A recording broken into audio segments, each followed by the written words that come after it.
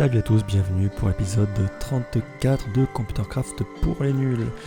Aujourd'hui au programme, deux choses. Tout d'abord, on va voir l'Ender Modem qui a été intégré dans la dernière version de Computercraft. Et on va aussi voir comment utiliser l'affichage des nouveaux caractères pour détourner ça et afficher des images dans une meilleure résolution sur les Advanced Computers. C'est parti. Ok, donc pour commencer, on est sur Minecraft 1.8, plus précisément 1.8.9, et on est en Computercraft version 1.76, si je dis pas de conneries, ça doit être ça, voilà. Donc ces versions qu'on avait vues la dernière fois, ça amenait surtout les Ender Modems, et l'ajout de nouveaux caractères, en particulier les caractères avec accent, ce genre de choses. Donc on va voir comment on utilise ces deux choses-là. Tout d'abord, les Ender Modems. Alors, d'abord le craft, c'est quoi? Le craft, c'est ça. Du gold, tout autour, et un œil de l'end au milieu. Donc vous voyez, c'est pas très cher en soi.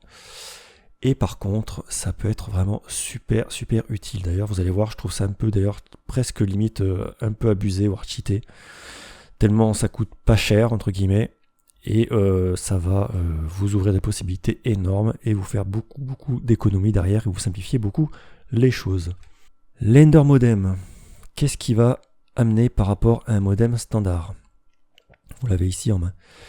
Ça va amener le fait que les communications interdimension. C'est-à-dire que grâce à ça, vous pouvez avoir un Ender Modem dans le monde, dans l'Overworld, et dans, par exemple, le Nether, vous avez un autre ordinateur avec un modem simple. C'est là où est tout l'intérêt. Et ces deux ordinateurs-là pourront communiquer à travers les dimensions. Alors pourquoi? Parce qu'en fait, ce modem-là, il est considéré avoir une portée infinie. Il y a plus de 2 milliards de blocs, de puissance 31. 2 milliards de blocs, en gros, c'est bon, vous n'aurez jamais ça, c'est pas possible. Voilà. Et de fait de cette particularité-là, du coup, même à travers les dimensions, ça fonctionne. Voilà. Comme je disais, un seul Ender Modem suffit dans votre monde et même entre les dimensions. Voilà. Ça qui est top, c'est qu'en fait, vous avez un modem ici, et même si vous êtes à 300 ou 400, 600, 1000 blocs, et bien du coup la communication fonctionnera même avec un simple modem à l'autre bout. Ça c'est vraiment le top du top.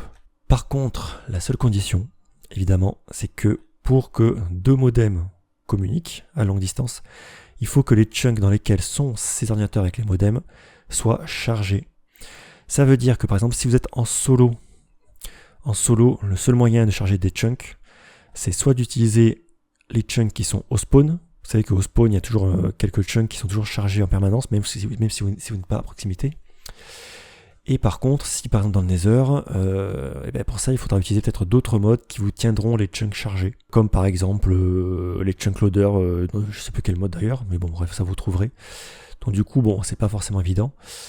Mais donc du coup, l'astuce que je vous propose en mode solo, c'est de poser ce modem et cet Ender Modem et l'ordinateur au niveau du spawn. Mais pour ça, il faut avoir les droits, il faut être admin.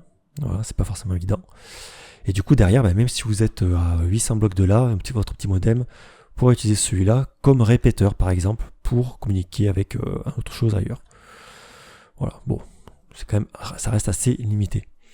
Par contre, du coup, dans un monde en multijoueur, là, par contre, du coup, vous avez un joueur ici, un joueur à 1000 blocs, vous pourrez communiquer sans avoir besoin d'utiliser des répéteurs tous les 60 blocs ou quelque chose comme ça.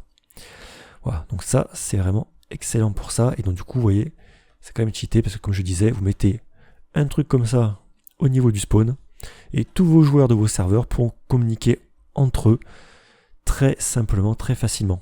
L'autre utilisation, c'est par rapport au GPS, la même chose. Rappelez-vous dans l'épisode 32, on parlait du GPS, et de faire un satellite GPS comme celui-là, avec le petit programme GPS Deploy, vous savez, une tortue avec tout ce qu'il fallait comme matos dedans. Vous balancez le programme et ça vous crée votre satellite GPS là où vous voyez les 4 points là. Voilà, c'est ça. Et bien en fait, il vous suffirait de remplacer les wireless modems par des Ender modems. Et du coup, vous aurez besoin que d'un seul GPS pour avoir une portée globale sur votre monde tout entier. Donc par exemple, vous faites ça pareil sur le spawn, donc les chunks qui sont toujours chargés.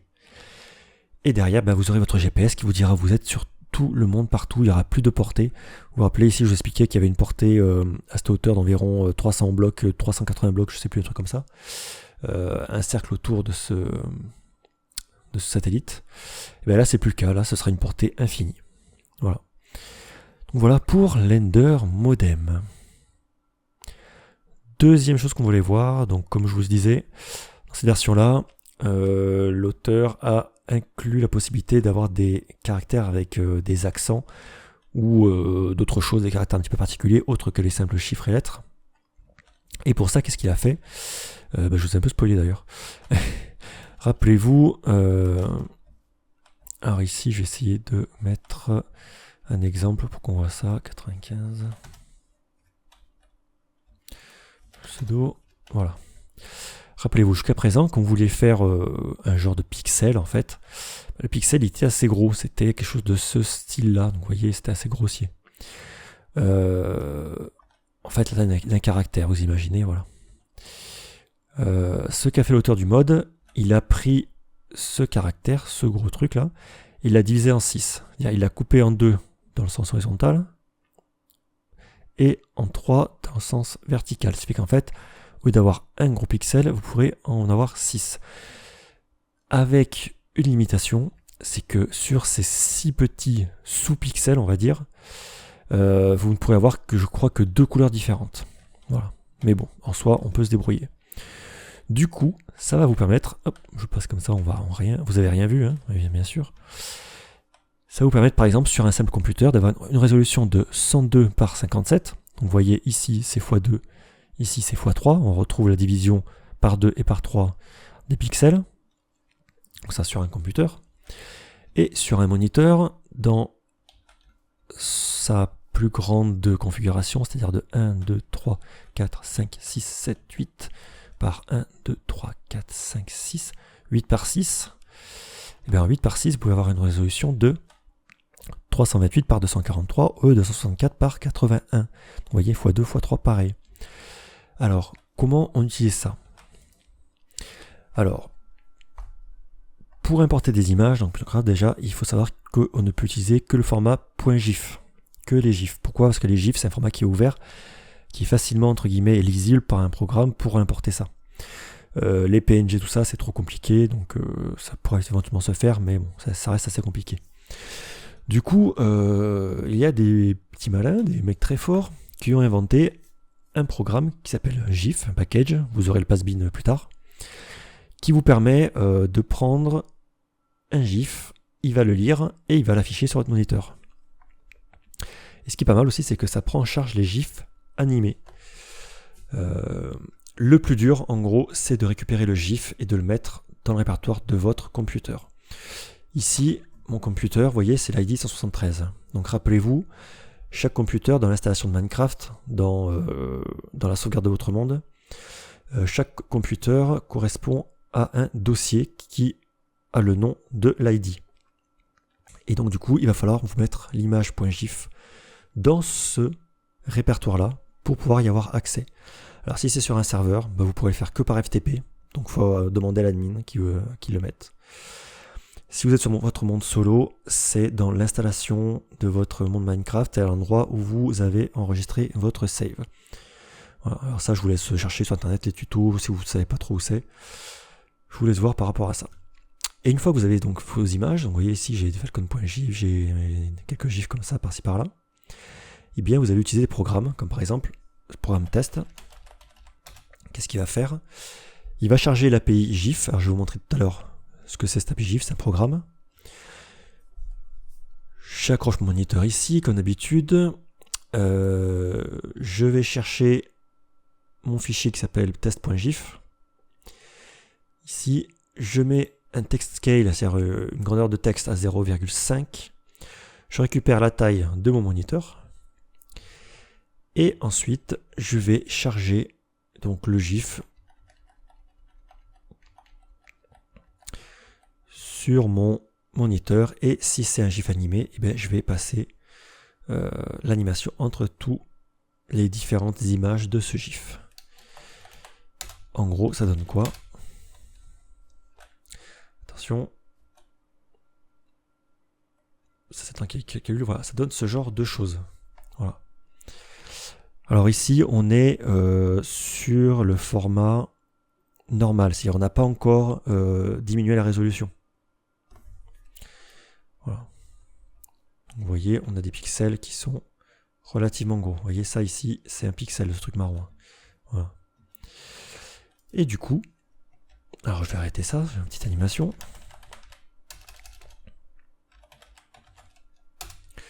Du coup, on va utiliser notre programme qui lui va utiliser toujours l'API GIF, mais aussi un autre programme qui s'appelle Blittle. Ce Blittle, en fait, il va prendre le GIF et il va le diminuer, le découper, etc. pour prendre en charge cette nouvelle résolution beaucoup plus fine, on va dire. Je vous donnerai le pass-bin de ce programme-là aussi, directement, ça ne va plus qu'à récupérer. Mais en gros, qu'est-ce qu'il fait?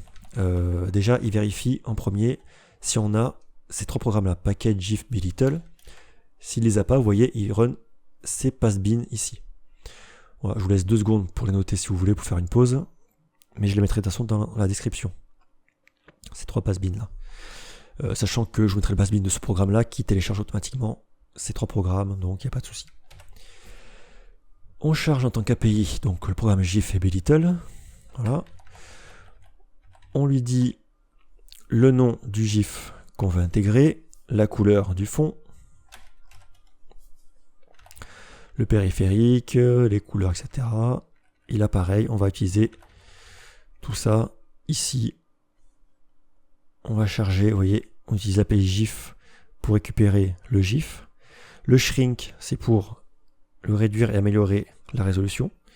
Et après, on va afficher tout simplement l'image comme ceci, ce qui va nous donner, attention, ceci. Voilà. Donc vous l'avez reconnu, c'est le Falcon Millennium. Et si on regarde les pixels, ils sont beaucoup plus fins. Vous voyez? Donc en gros, si je prends un pixel standard quelque part, vous voyez par exemple, je pense que ça, c'en est un, ici. Je l'entoure ici. Pourquoi? Parce que là, il y a 1, 2 pixels, et 1, 2 et 3 pixels ici. Et vous voyez, en effet, il n'y a que 2 couleurs. Et si on prend un peu tout, vous voyez ici, pareil, on n'a que 2 couleurs différentes. Ici, on n'a que 2 couleurs différentes. Là aussi.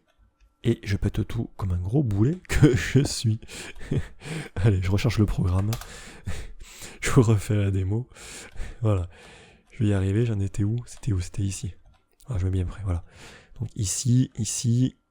Ici, on a du noir, du blanc. Là, du rose, du blanc. Là, on a du rose, du blanc. Du gris, du rose. Tac, End 3, voilà, ici, vous voyez, encore que 2 couleurs, etc., etc. Voilà, donc on voit bien la limitation, mais au final, quand on regarde, ça rend quand même pas mal, quoi. Vraiment plutôt bien. D'ailleurs, si jamais je fais la différence avec le premier, qui était ici, voilà, voilà, vous voyez, si je l'affichais cette image GIF dans la résolution avec normale, vous voyez, voilà, ça c'est un pixel et du coup il l'affiche comme ça et il a du mal à l'afficher parce que mon image en GIF elle était en 300 par 200, un truc comme ça. Donc 300 par 200 sur un moniteur qui fait 164 par 81, ça ne rentre pas. Voilà. Du coup, avec l'autre programme, ben, du coup, il va le découper chaque pixel, tout ce qu'il faut. Enfin bon, il va se débrouiller, bref, pour faire le truc qui va bien. Voilà, voilà pour ça. Donc si je résume, votre première étape, vous récupérez le GIF, vous le mettez dans le répertoire qui correspond à votre computer. Et deuxième étape, ben, vous utilisez un de ces 2 programmes. Test ou test 2, je vais vous le mettre dans le pass-bin. Test, c'est pour afficher l'image et éventuellement l'animation dans la résolution de base. D'accord? Et le deuxième, c'est comment on fait pour utiliser la meilleure résolution qui est ici. Voilà. Et puis c'est tout. Et ça fonctionne tout seul. Hop, je remets le test 2, le petit Falcon comme il faut. Voilà. Je peux vous faire un autre test. Qu'est-ce que j'avais comme truc? J'avais ça. Ça, c'est quoi ça? Edit test 2.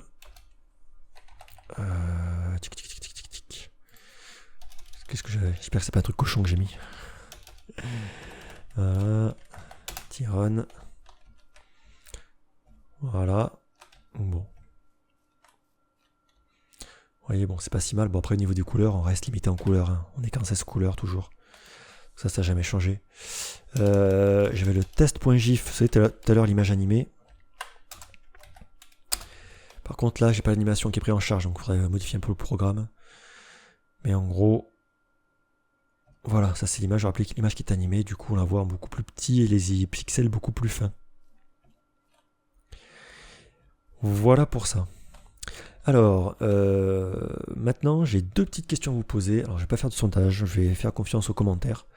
Donc, n'hésitez pas, si votre réponse c'est non, n'hésitez pas à le dire. Si c'est oui, n'hésitez pas à le dire. Si vous avez d'autres commentaires, dites-le aussi.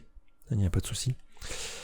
Première chose, est-ce que ça vous intéresse que je tourne un petit let's play centré sur Computercraft, c'est-à-dire sur un Minecraft quasi vanilla où il n'y aurait que Computercraft en mode. Éventuellement, quand ils sortiront en 1.8, les modes genre Open Peripheral, ce genre de choses pour ajouter des petites choses avec Computercraft.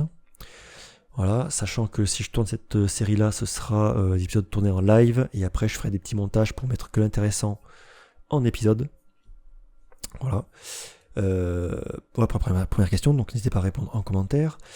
Et la deuxième question, j'aimerais bien remettre en place un serveur multijoueur pour vous proposer de venir jouer dessus.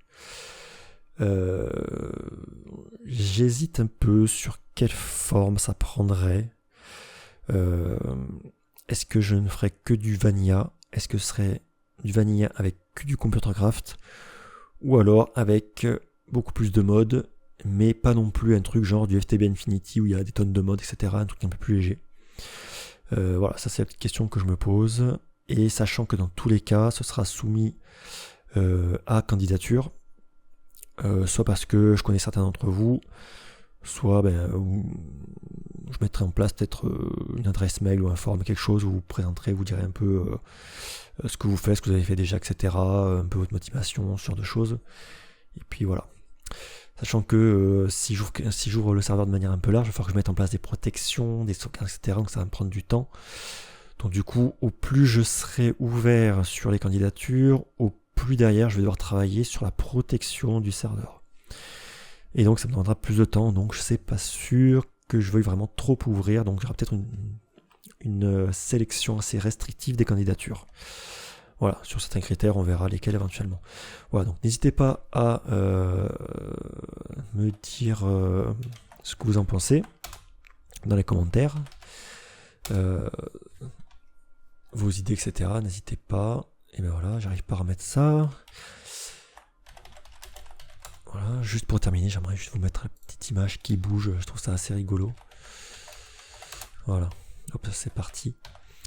Voilà, donc première question donc, sur le petit display Computercraft. Et deuxième question sur le serveur plus ou moins ouvert, avec plus ou moins de modes, etc. Voilà. Sur ce petit truc bondissant. Voilà, je vous dis à très bientôt. Merci d'être encore là présent. Ça me fait vraiment plaisir de voir que vous êtes toujours aussi nombreux, que vous participez autant. Vous êtes vraiment géniaux. Je vous adore. Voilà, ça c'est dit. Allez, à bientôt. Ciao, ciao.